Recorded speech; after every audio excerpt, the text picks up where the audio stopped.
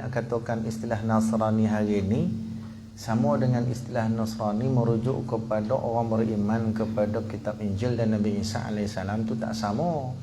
Sebab sekarang yang dipegang Bible dan Injil itu benda yang telah diselewengkan, telah diubah-ubah, telah ditahrif dalam bahasa Arab telah diselewengkan. Jadi mana nak sama? Sehingga kalau sekarang ramai ulama yang masih mempertikaikan ahlul kitab kan. Pun payah nak jumpa. Yang Nasrani kita katakan tergolong daripada ahlul kitab, daripada bolah yang beriman dengan Nabi Allah Isa AS dan segala terkandung dalam Injil. Kalau Yahudi yang beriman dengan Musa AS yang terkandung dalam Taurat. Jadi tak bolehlah sama sekali kita menyamakan. Bagi saya benda ni dah diulas oleh ramai pihak. Cuma bagi saya diulas itu dengan ulasan yang sangat jelas lah. Jadi saya semua tak nak lah nambah-nambahnya kan. Mungkin kalau tersilap cakap lebih mengelirukan orang. Memadailah apa yang dah dikomen oleh ramai orang-orang alim.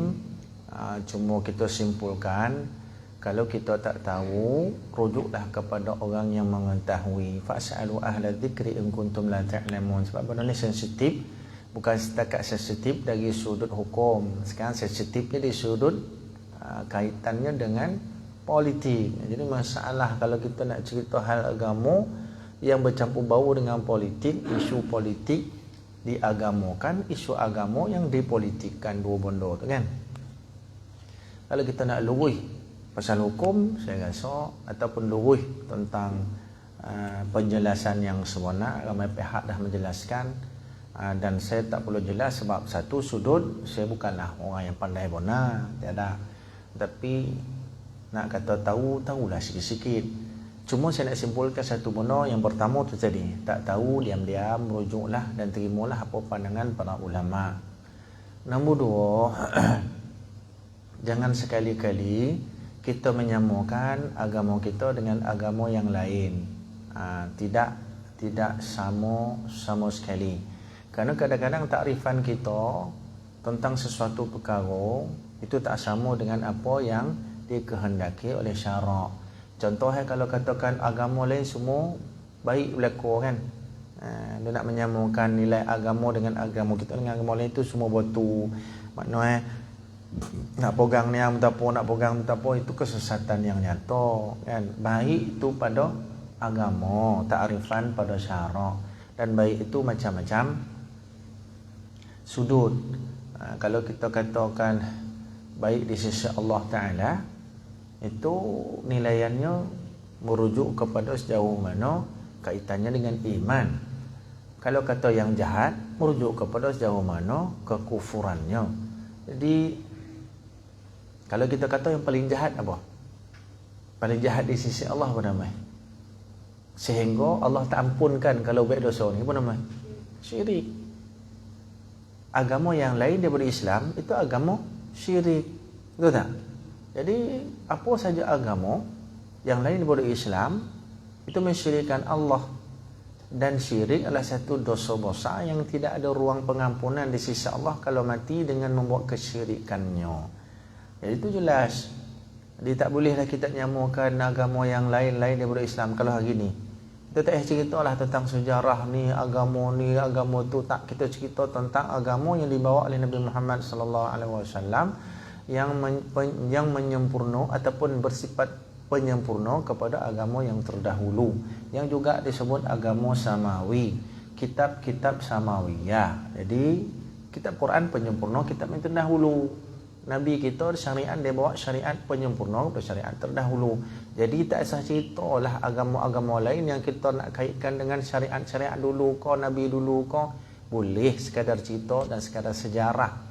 Tapi kalau nak kaitkan dengan agama kita hari ini dengan agama lain yang mungkin sejarahnya ada kaitan dengan nabi-nabi yang lain, tu tak usah dah. Faham tak? Tu full stop. Nak cerita pasal sejarah boleh. Nak cerita pasal kebaikan Nabi dulu boleh. Apa yang dia bawa oleh Nabi dulu boleh.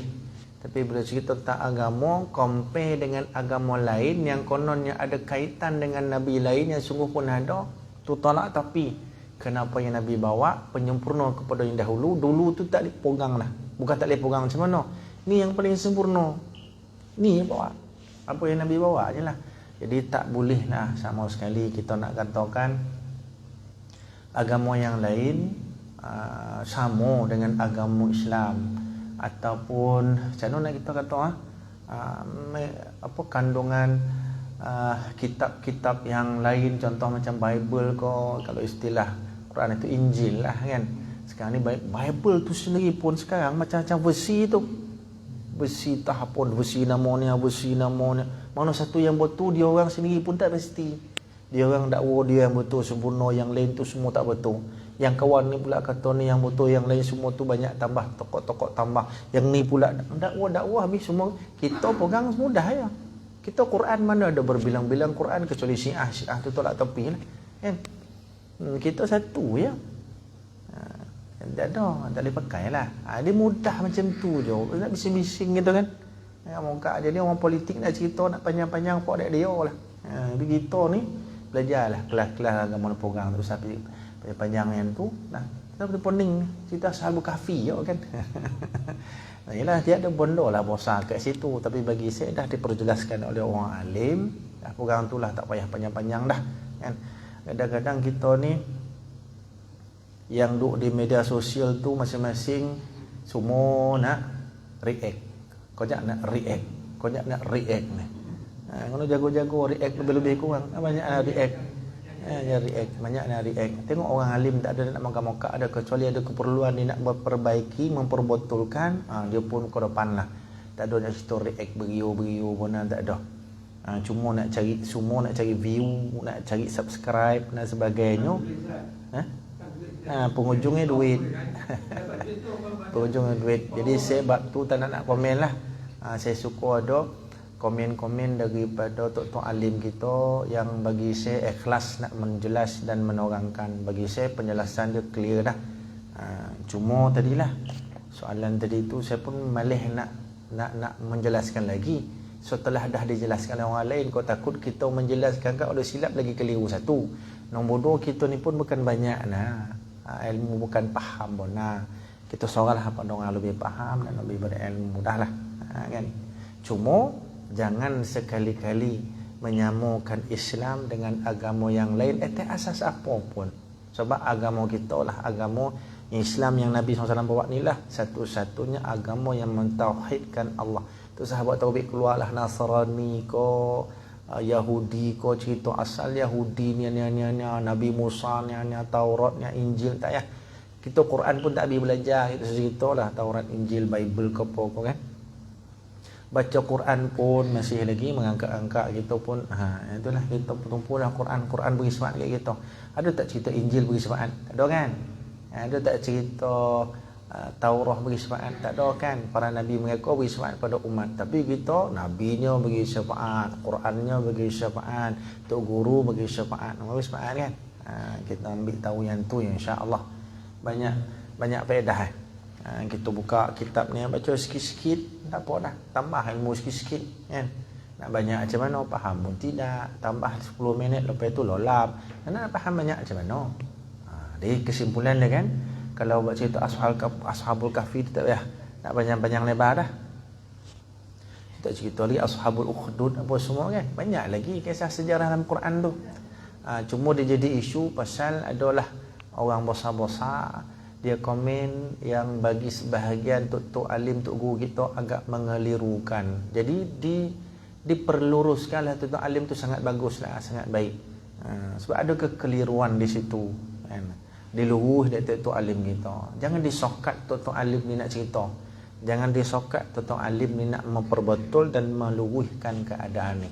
Pasal benda tu jadi keliru. Dia bagi sebahagian kata tak keliru. Ada bagi keliru, yang keliru kena dibaiki, kena dibetulkan lah, kena diluruhkan. Alhamdulillah. Saya pun kali pertama dengar pun tak terkejut tak. Tapi diam dulu. Bagi tok alim lah bercakap kan. Bagi tok guru bercakap, jelas alhamdulillah. Itu yang penting kan. Jadi kita orang awam termasuklah macam saya ni, orang awam ni kita kita tumbuhlah dengan Islam kita, dengan Quran kita. Tu salah pergi Ada saya tengok, saya baca komen orang Kristian sini. Di sini pun boleh ada kok the gift apa semua. Seven slippers Oh, saya pun tak tahu. Saya tak nak tengok. Tu pun tak ni cakap. Apa tu selipar 7. Slippers ni tidur. Seven slippers. Ingat slippers selipar. Ya dah erti. Seven slippers. 7 orang yang tidur. Dia bukan ada the gift apa semua, tak ada lah.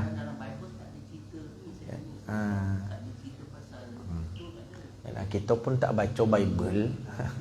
Tak berilah komen yang cerita the gift call slippers ke apa-apa tu. Ni kita tak baca. Tapi kalau cerita Ashabul Kahfi tu retilah sikit-sikit. Sebab kita adalah baca sikit-sikit.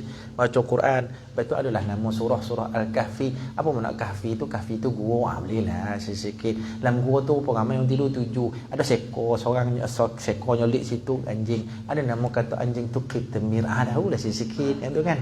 Cik-cik pun tahu tak? Tapi nak buat macam mana? Kadang lolap lupa lah ni. Wallahu alam lah bab tu. Ya. Soalan yang seterusnya. Apa kaifiat faedah untuk baca macam kita diamal mengamalkan bacaan 10 ayat pertama dan 10 ayat terakhir? Surah Baqarah. Surah tu lah. Surah Kahfi. Apa dia? Ada saya baca hadis tu lupa.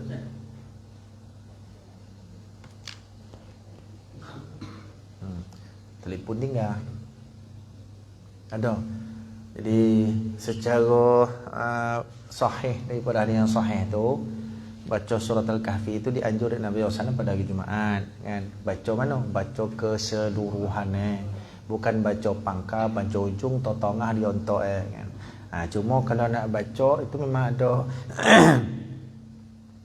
disebut tentang kebaikan daripada yang awal dengan yang ujung daripada surah Al-Kahfi. Surah Baqarah pun ada kan. Surah Baqarah ada baca pangkal dengan baca ujung kan. Ada sahabat Nabi dia pesan, siapa sahabat Nabi ni, kalau dia mati baca kat kepala dan ni pangkal surah Baqarah dengan hujung surah Baqarah kan.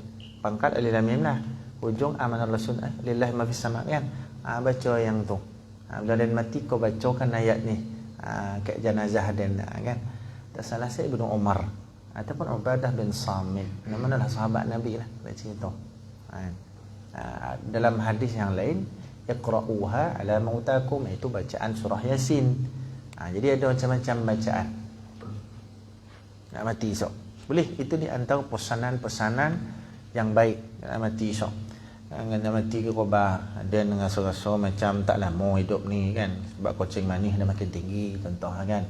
Doktor pun khabar ni gayo-gayo dan ni hari Rabu minggu depan padam ni. Itu pun wasiat lah. Apa ada hutang orang ni sekian-sekian jumlah dan mati kau keluar duit bola bank ni ada jumlah macam sini. Yang lebih itu kau buat urusan mati dan kan. Yangnya hutang banyaknya, ni hutang banyaknya. Ada 3 boleh orang dan hutang cukup ni dalam bank ni. Ada lebih sikit kau pakai untuk hutang. Itu wasiat macam tu sangat baik kan.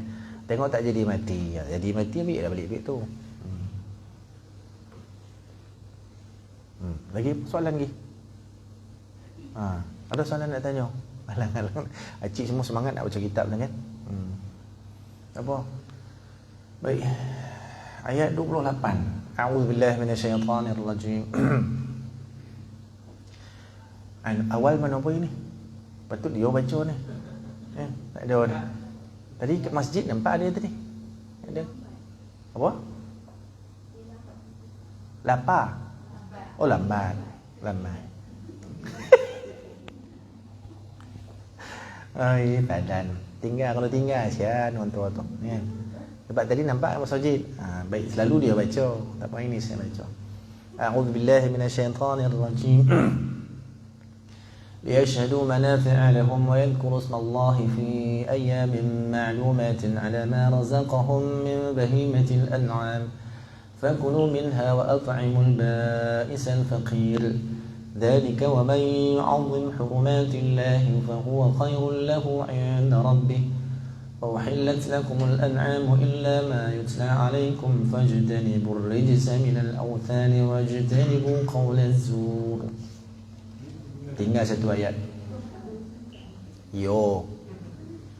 Sekali lagi baca pangkal.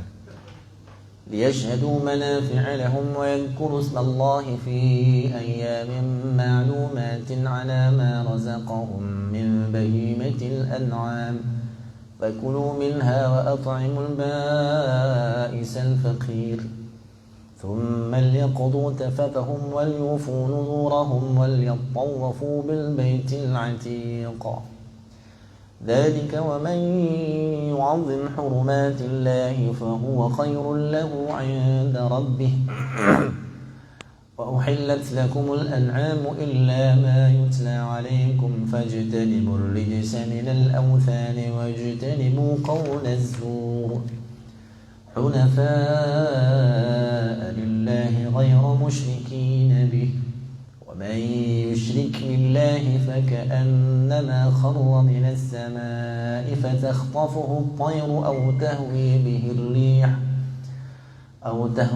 الريح في مكان سحيق ذلك ومن يعظم شعائر الله فإنها من تقوى القلوب لكم فيها منافع إلى أجل مسمى ثم محلها إلى البيت العتيق صدق الله العظيم.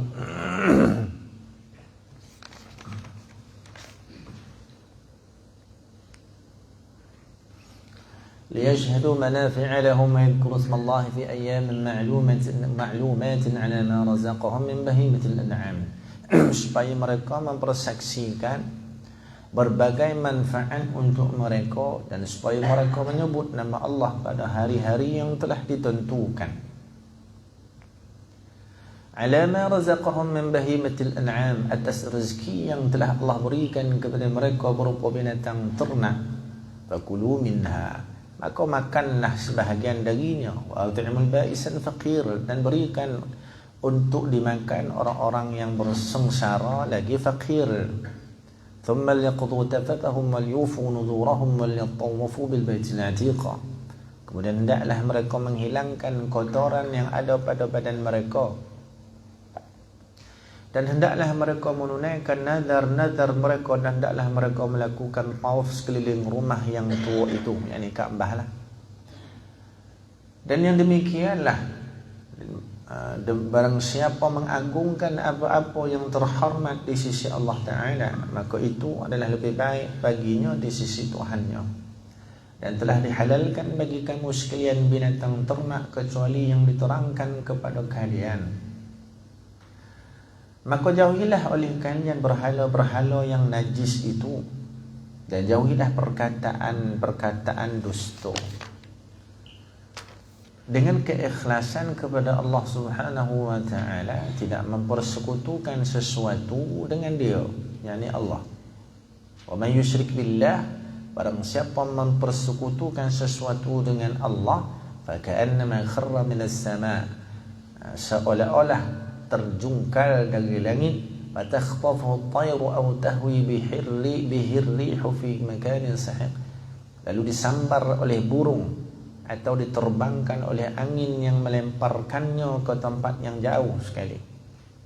Dalik, yang demikian itulah, wa may yu'azzim sya'air Allah, barang siapa mengagungkan syiar-syiar Allah, fa innaha min taqwal qulub, maka sesungguhnya hal itu timbul dari ketakwaan hati. Lakum fiha manafi'u ila ajalin musamma, bagi kalian pada binatang-binatang hadiyu. Hadiyu ni binatang yang jadi korban ketika buat haji. Itu adalah beberapa manfaat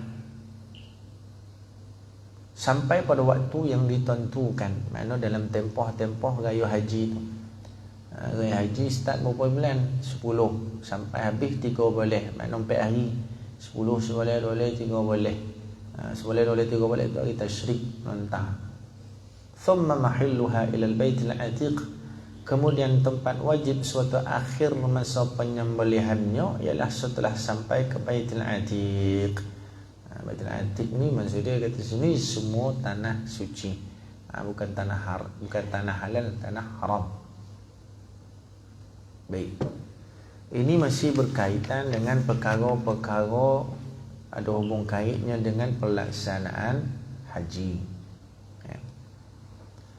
Liyashhadu manafi'a lahum, supaya mereka mempersaksikan, yakni mendatangi berbagai manfaat untuk mereka dalam urusan duniawi mereka melalui berdagang atau urusan akhirat mereka, atau untuk kedua-duanya sekali. Jadi buat haji ni ada dua. Pertama buat ibadah khusus. Ada yang datang sekaligus jalan dengan berniaga. Haji, berniaga pun berniaga. Tapi sekarang banyak yang disokat dulu agak bebas. Sekarang banyak aturan, tak berapa bebas untuk berjual beli. Dulu saya ingat saya masuk haji pertama saya buat tahun 1997. Itu tahun akhir saya di Mesir. Saya pergi bulan Ramadan, kemudian duduk Syawal, Zulqa'dah sampai Zulhijjah. Jadi balik daripada Zulhijjah selang 2 minggu saya ambil peperiksaan akhir semua akhir sekali lah. Lepas tu habis, kalau dulu balik lah. Jadi 1997 haji, masa tu berlaku kebakaran di Bina, yang beribulah orang mati kan. Dia bolah-bolah kemah yang tu ni Pakistan, India macam tu lah kan. Bila lalu kawasan tu masih nampak lah orang rontung-rontung koreh yang masih belum dikutip lagi. Jadi semua tu mati syahid lah dalam melaksanakan haji kan. Jadi masa berhaji 1997 di Mina, masa tu orang mabit di Mina tidur di belah Mina tu meratur-ratur. Dia tak ada kemah, ada lah bola satu sudut. Tapi orang yang tak nak ambil kemah tu memang kurang lah kos dia kan. Tak payah nak bayar kemah-kemah ni. Jadi yang tak ada nak ambil kemah semua dia tidur pasal sepah lah. Dokek dengan jamaran, dokek dengan tompek yang nak melontar ni. Jamrah ula, wusta dengan kubra ataupun aqabah. Jadi dia dulu jamrah aqabah bukan macam sekarang. Jamrah jamarat ni bukan macam sekarang. Boleh baling pada bawah, boleh baling pada atas, boleh baling pada tingkat atas sekali berapa tingkat saya pun dah tiga kan. 3 tingkat kan. Lepas tu pula tampek pembalingan dia tu dah macam besar macam kapal layar besar. Dulu kecil ya. Jamrah ula kecil macam perigi. Jamrah wusta pun macam perigi. Lepas tu pula jamrah aqabah kubra ni lagi lah semi bulatan. Dah lah macam perigi kecil kan. Dia tak kecil lah, besar jugalah, cuma taklah macam sekarang. Semi bulatan aja. Pasal apa semi bulatan? Bolah satu tanah haram, bolah satu lagi tanah halal. Tak boleh melontar di bolah tanah haram. Dia kena melontar bolah tanah halal, bolah sini lah, bolah Mina kan. Jadi tak boleh. Jadi orang melontar separuh aja dah. Bolah sini je, bolah yang ada bulat, bolah yang potong-potong ni tak boleh melontar lah bolah sana. Jadi sekarang bolah mana-mana pun boleh. Dia kata sebab litarurah boleh melontar. Tak apalah.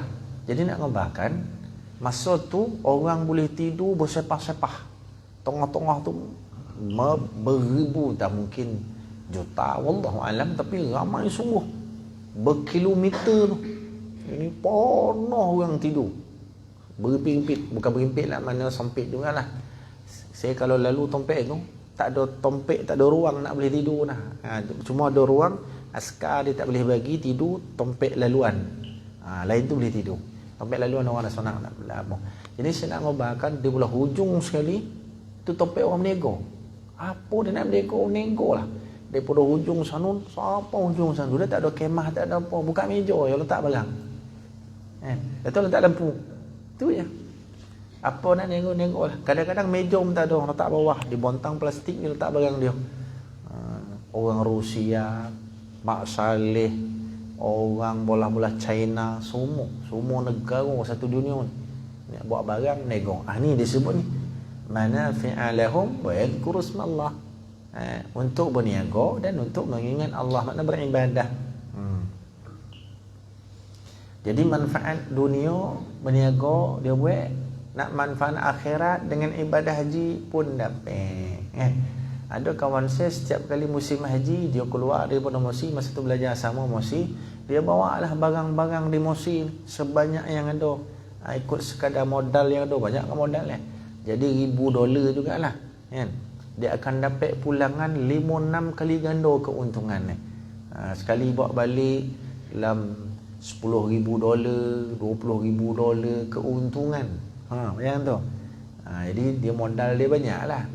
Jadi kalau katakan beli barang RM5, dia jual sampai RM30. Memanglah mahal. Memang barang tu beli daripada kilang memurah lah.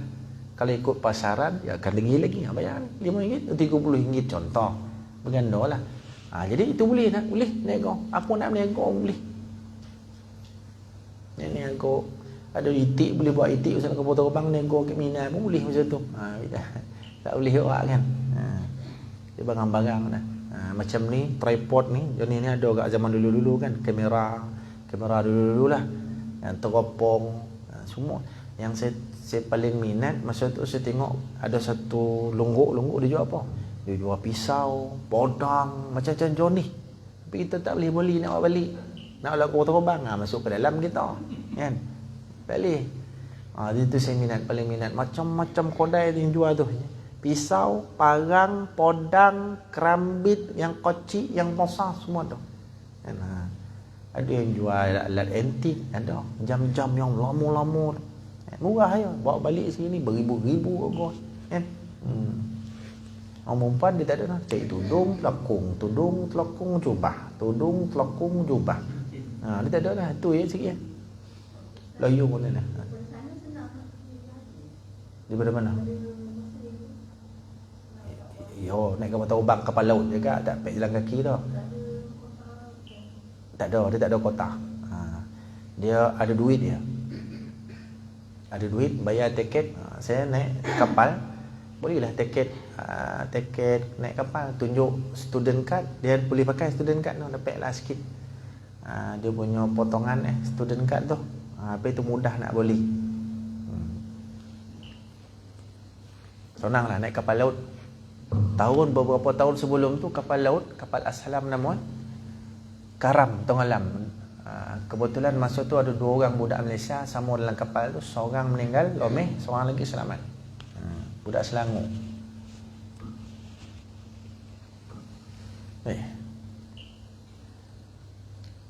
Alama razaqahum min bahimatil an'am, atas rezeki yang telah Allah berikan kepada mereka berupa binatang ternak.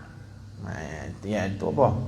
Unta, lembu dan kambing. Itu kan binatang an'am yang dibolok, yang boleh dibuat korban. Yang lain tak boleh. 3 jenis tu je. Ataupun lembu yang sama jenis dengan dia tu kobau kira boleh lah.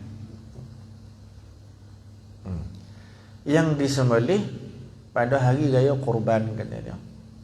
Dan ternak-ternak yang disembelih sesudahnya sebagai korban. Macam kita semayang raya korban, kemudian lepas daripada tu kita menyembelih binatang korban kan. Orang melaksanakan dia melaksanakan haji lah. Kita sini raya lah. Dia pun raya dia buat haji lah. Kita raya dengan semayang, khutbah dan sebagainya.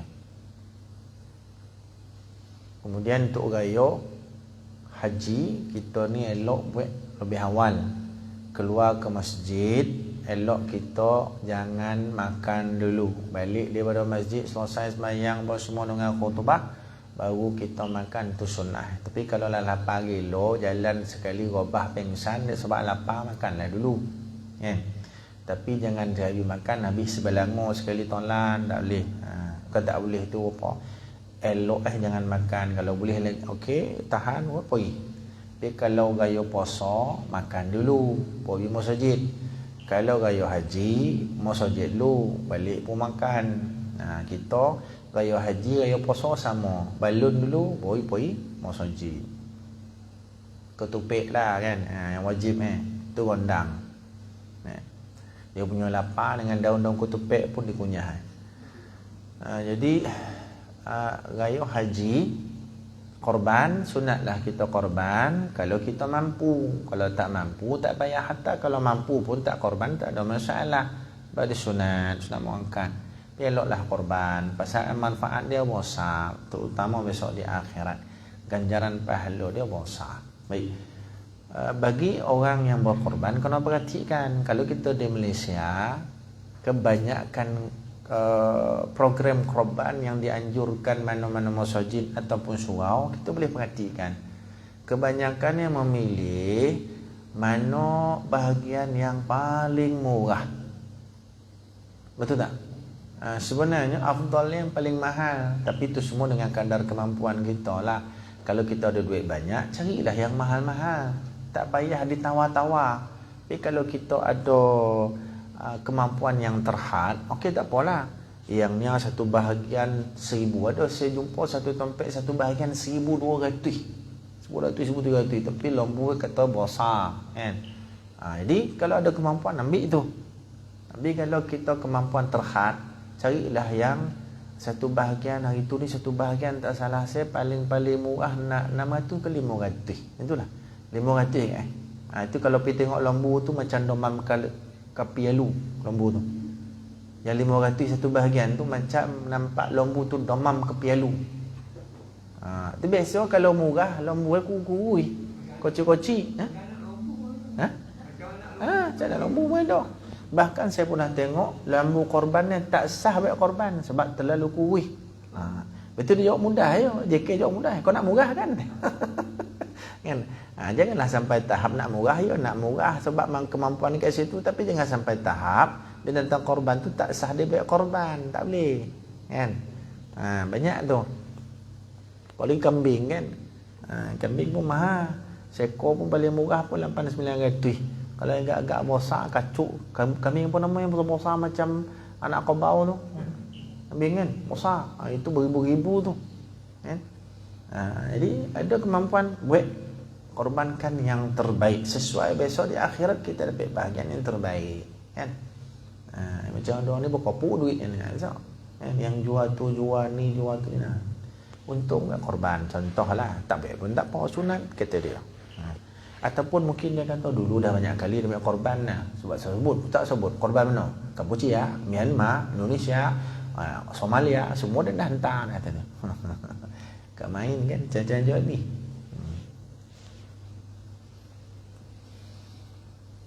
Fakulu minha wa at'imul ba'is al-faqir, maka makanlah sebahagian daripadanya. Jadi kalau korban kita pun faham kan, ambil sebahagian daripada daging korban yang kita ambil bahagian tadi, ataupun sekor-sekor tu ambil, jangan tak ambil berapa banyak. Portion dia 1/3 daripada nilai korban kita ataupun daripada bahagian korban kita. Jangan tak ambil, sunat ambil kan. Bagi semua tu tak sunat, yang sunat ambil sebahagian kadar 1/3. 1/3 lagi pada fakir miskin dan yang lain pada yang lain-lain lah, tak yang saat anjuran adik beradik dan sebagainya. Kalau masjid-masjid dia tidak bagi dia masjid. Dia sedang masjid yang uruskan. Kadang kita dapat yang sikit ada banyak kan. Tak apalah, kita dah seorang ke masjid. Kadang-kadang yang masalah dan seorang semua ke masjid lah teh. Tapi bila masjid buku kan nampak sikit, apa sikit pun ada komplain tak itu korban seorang semua ke masjid. Tak apalah, mana yang masjid siap kat kita tahu 1/3, mungkin 1/3 banyak ni lah agak. Mungkin sebab daging lembu tu sikit. Dia seboleh-boleh lemak yang dalam tu, contoh ke daging sikit contohlah, terimalah. Tapi kalau kita nak sendiri, kita saksikan, kita tengok sendiri binatang sembelihan kita, atau mungkin kita sendiri yang menyembelih, kita ambil bahagian melapah, kita potong-potong daging, kita ambil bahagian kita, sekadar yang kita tahu 1/3 tu puas hati. Banyak mana kita dapat memang 1/3 contoh. Tapi kalau seorang bulat-bulat pada masjid, terimalah apa yang dibuat di masjid kan. Masjid kata, ni untuk bahagian 1/3 yang ambil bahagian sini dia. Sebab dia dah bahaginya tu 1/3 dia bagi, dia bagi tu komplain apa sikit dia, padahal tu memang 1/3 dah ada yang komplain. Sebab kadang-kadang manusia ni tak sama kan. Dan lembu di sembelih pun tak sama. Sebab itu kalau ada kemampuan cari yang besar-besar, yang gemuk-gemuk. keluar duit lebih sikit. Tapi kadang-kadang pelik, bak korban lembu ni tak nak bayar yang mahal-mahal. Dia suka yang mahal-mahal, bak kereta, bak pasu bunga, bak alat elektrik mahal-mahal, tak apa. Bak korban tak payah. Terbalik. Tak juga salah. Nak beli kereta mahal-mahal, ada kemampuan, belilah. Nak beli apa pun, alat elektrik apa-apa mahal-mahal, padahal ada yang murah, bolehlah, ada kemampuan. Bila cerita korban dah, tiba-tiba tak mampu dah. Baik. ثم ليقضوا تفثهم وليوفوا نذورهم وليطوفوا بالبيت العتيق. Kemudian hendaklah mereka menghilangkan kotoran yang ada pada badan mereka. Maksudnya hendaklah mereka merapikan ketidakrapian diri mereka seperti memotong rambut dan kuku yang panjang. Itu dah.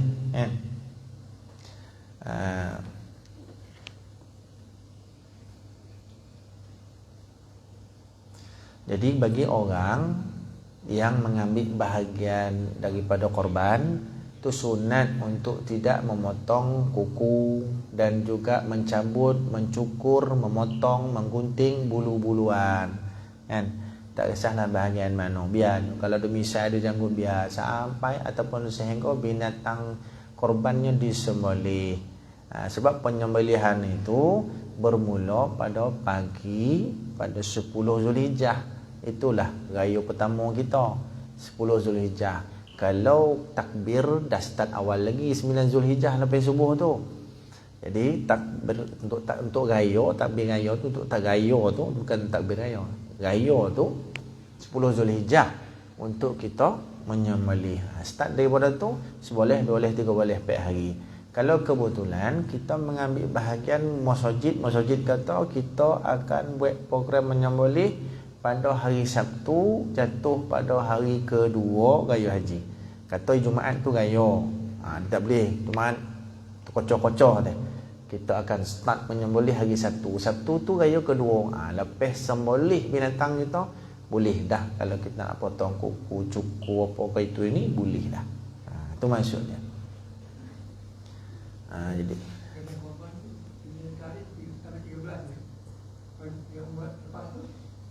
itu dianggap sembelihan biasa.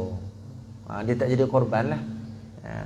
Lepas daripada masa yang digunakan, katakan pek boleh hari bulan, dia sebenarnya tersalah tengok kalender. Kita habis 13 Zulhijjah.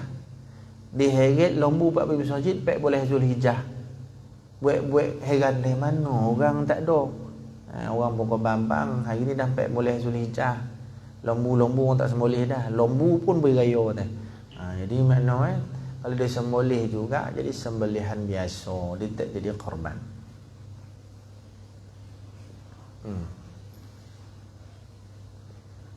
ثم ليقضوا تفثهم وليوفوا نذورهم وليطوفوا بالبيت العتيق. Kemudian mereka menghilangkan kotoran yang ada pada badan mereka. Maksudnya adalah mereka merapikan ketidakrapian mereka seperti memotong rambut dan kuku yang panjang, dan hendaklah mereka menunaikan nazar mereka dengan menyembelih haiwan ternak sebagai korban. Nazarnya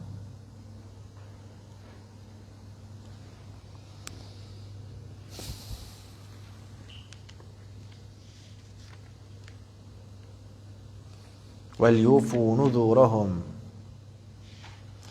مَا يَنْظُرُونَ مِنَ الْبَكْرِ فِي حَجِّهِمْ. Betullah nazar. Nazar yang telah mereka nazarkan dengan nazar-nazar kebaikan dalam urusan berhaji daripada penyembelihan. Jadi kalau nazar dinazarkan, maka wajiblah jadi korbannya tu. Korban nazar satu wajib. Apa nazar pun wajib laksanakan. Hukum bernazar sunat, melaksanakannya wajib. Cuma dalam masalah korban, binatang yang disembelih, binatang korban yang disembelih kerana nazar, dia tak boleh ambil sikit pun, haram hukumnya. Kena bagi keseluruhan kepada fakir miskin. Dia tak boleh ambil sikit pun. Itu korban nazar. Sebab itu kalau ada korban umpama lembu ataupun unta, dia nak pecah-pecahkan. Ini korban sunat dengan korban nazar. Dari sudut hukum asal boleh je, tapi dielak seboleh mungkin. Pasal apa?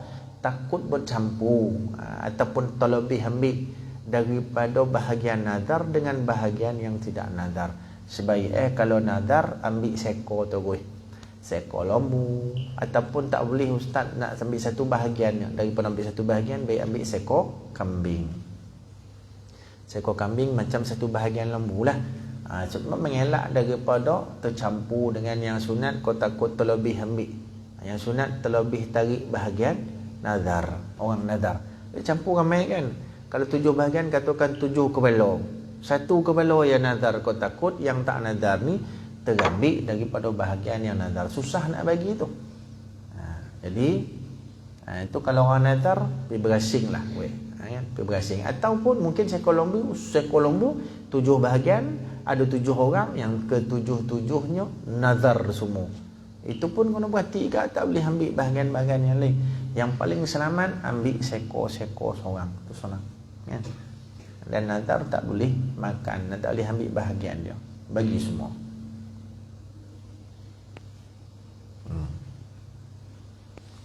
Wal yatawafu bil baitil atiq. أو أن يطوفوا طواف الركن الذي به تمام التحلل أي طواف الإفاضة. Jadi maksudnya hendaklah mereka bertawaf di Kaabah, dan dimaksudkan tawaf ini tawaf ifadah ataupun tawaf haji. Dia ada nama tawaf qudum, ada nama tawaf wada', ada nama tawaf ifadah, ada nama tawaf nadar, ada nama tawaf sunat. Macam tawaf tu.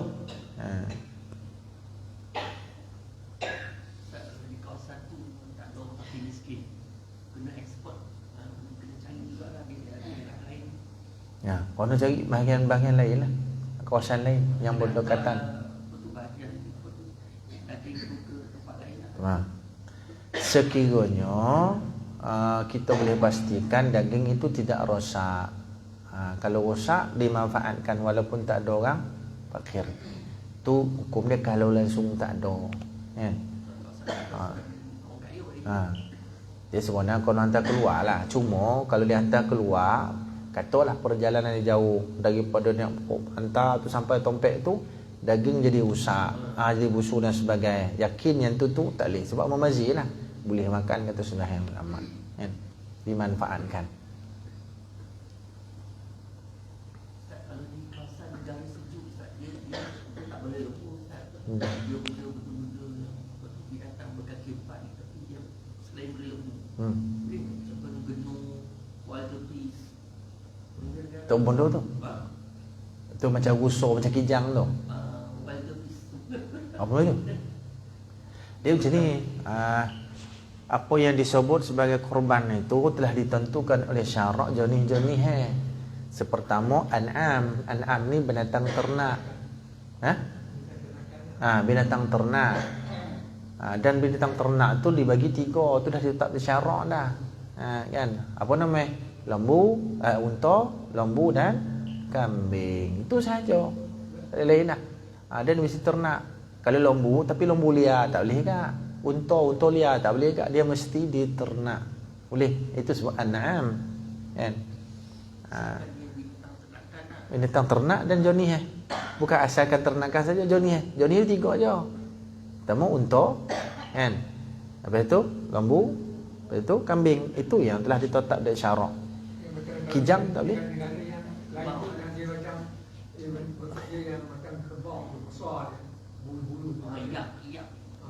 Apa nama? Dia kalau jonih termasuk dalam kumpulan lembu, bolehlah. Macam kita kobau lah, nama kobau. Tapi dia macam lembu. Kobau kan? Ada yang dokek bola-bola mereka ke apa tadi macam lembu sikit tu pun ke mana tu?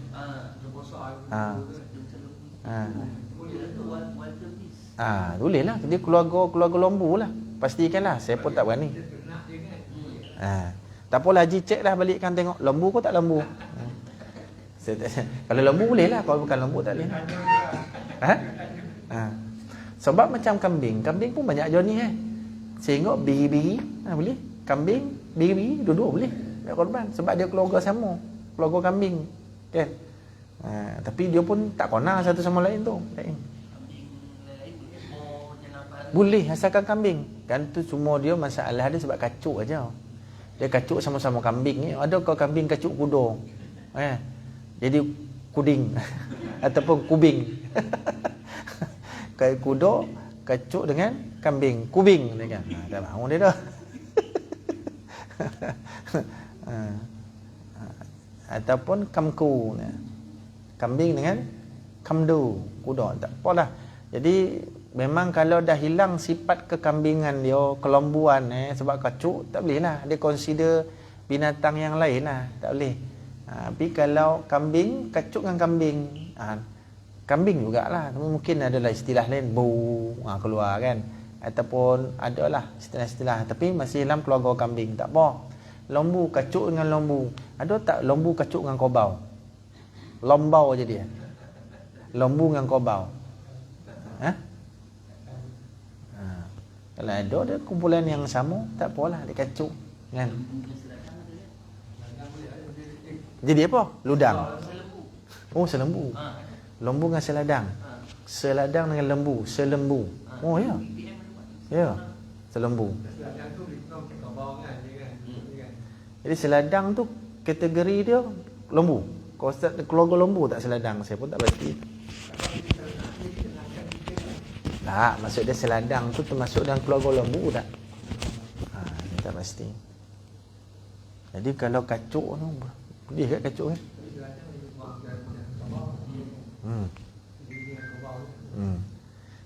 Cubalah kacuk unta dengan kambing pun jadi.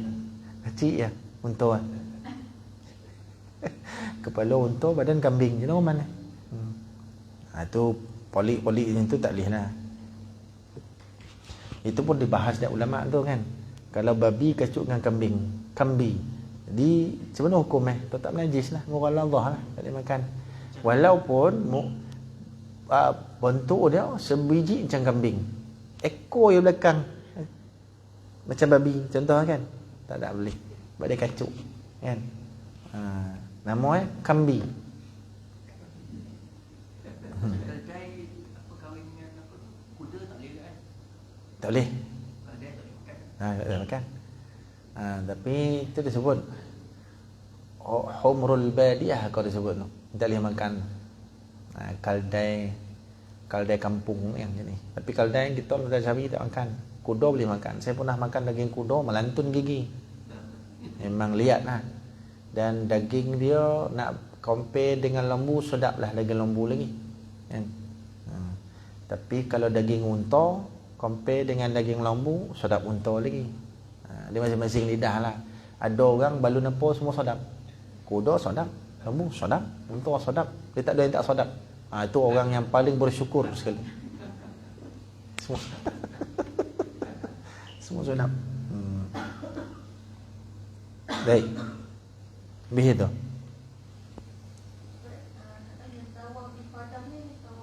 Tawaf haji. Tawaf ifadah nama lain tawaf haji lah. Tawaf ifadah, tawaf haji pun yang sama. Tawaf maksud dia apa? Oh, tawaf ifadah. Tawaf haji lah. Tawaf umrah. Umrah satu lagi. Tawaf haji, tawaf umrah, tawaf wada', tawaf qudum, tawaf nadar. Ada situ lagi tawaf sunat. Tawaf sunat ni tak kisahlah nak buat macam mana. Tawaf qudum ni tawaf selamat datang. Mula-mula sampai kita buat umrah kau, buat haji kau, adalah tawaf tu. Tapi tak, sorry, kalau tawaf umrah tu sampai buat tawaf umrah lah. Kalau haji ni dia ada tawaf qudum nama yang tawaf sampai, selamat datang, sampai. Bila sampai itu kita tawaf dulu sebagai penghormatan kita sampai di tanah suci dalam laksana haji. Lepas tawaf qudum dulu. Lepas tawaf qudum kita boleh untuk sa'i dan boleh untuk tidak sa'i. Lepas tawaf qudum kalau kita sa'i, ini kan habis semua dengan jamrah apa semua tak payah sa'i dah. Lepas tawaf ifadah tak perlu sa'i. Tapi kalau kita sampai-sampai tawaf qudum, tapi kita tak sa'i, sa'i itu nanti kita buat lepas tawaf ifadah. Selesai tahallul sani lepas tu. Kalau tahallul awal lepas melontar jamrah Aqabah, selepas kita mabit di Muzdalifah. Mabit Muzdalifah, tawih ke Mina, baling lontar jamrah Aqabah. Lepas tu tahallul awal. Lepas tu kan kita hari tasyrik lah selesai. Habis kita patah balik ke Mekah, tawaf ifadah, kemudian sa'i. Kalau masih belum sa'i. Kan? Semua situ adalah istilah nafar awal, nafar sani itu. Nanti kita tengoklah bab haji ni. Itu hari tasyrik di Mina tu ada yang buat lengkap 3 hari, ada yang tak. 2 itu kait nafar awal, nafar sani lah. Cukup lah tu kan? Yang lama dah. Nanti kita sambunglah la dzalika wa may yu'azzim sya'airallah. Itu ada apa perkara lagi berkait dengan syiar. Ayat tu sebagai kesimpulan daripada sebelum tadi tu. Baca panjang kan? Tafsir sikit. Wallahu a'lam. Mudah-mudahan bagi manfaat bagi kita yang baik daripada Allah. Kurang kurang sallallahu alaihi wasallam Muhammad wa ala alihi wa sahbihi wa baraka wa sallam. Subhanakallahumma wa bihamdika asyhadu an la ilaha illa anta astaghfiruka wa atubu ilaik. Allahumma arina al-haqqa haqqan warzuqna ittiba'ahu wa arina al-batila batilan warzuqna ijtinabah. اللهم فقهنا في الدين وعلمنا التأويل. اللهم ربنا زدنا علما وارزقنا فهما. اللهم اجعل جمعنا هذا جمعا مرحوما وتفرقنا من بعده تفرقا معصوما. وصلى الله على سيدنا مولانا محمد وعلى آله وصحبه وبارك وسلم. الحمد لله رب العالمين. السلام عليكم ورحمة الله.